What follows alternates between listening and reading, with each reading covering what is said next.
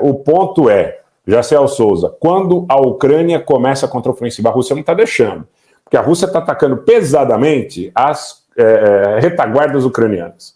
O que são esses ataques pesados nos últimos dias? São contra as concentrações de tropas ucranianas que estariam se organizando para as contraofensivas. Então a contraofensiva vai sendo adiada. Por outro lado, a Rússia é capaz de segurar essa contraofensiva ucraniana, de manter suas posições, mas não é capaz de evitar que a Ucrânia ataque seu próprio território.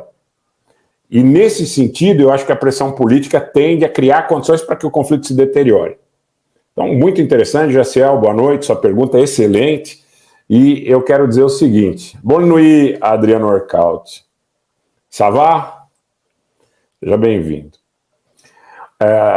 Mas as coisas são bastante claras, sob o ponto de vista do encadeamento.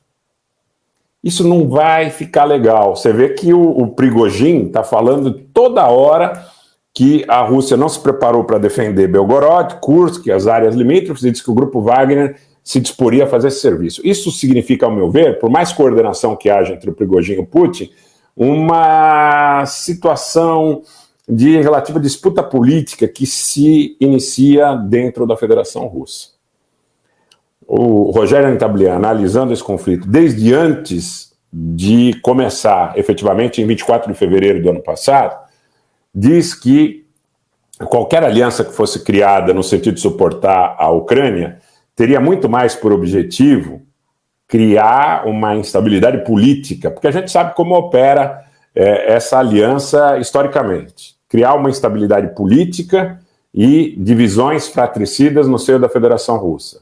Se eles conseguirem criar esta situação, vai ficar muito difícil, por mais superioridade aérea, marítima, por mais que estivessem ou estejam preparados os russos para esse enfrentamento, para que eles mantenham seus interesses dentro desse contexto. Porque na medida em que o conflito se prolonga e na medida em que situações que gerem disputas políticas dentro da Rússia caracterizem-se, a situação da Rússia vai ficando um pouco mais difícil. Esse é um fato, tá? No meu modo de entender, eu vejo dessa forma.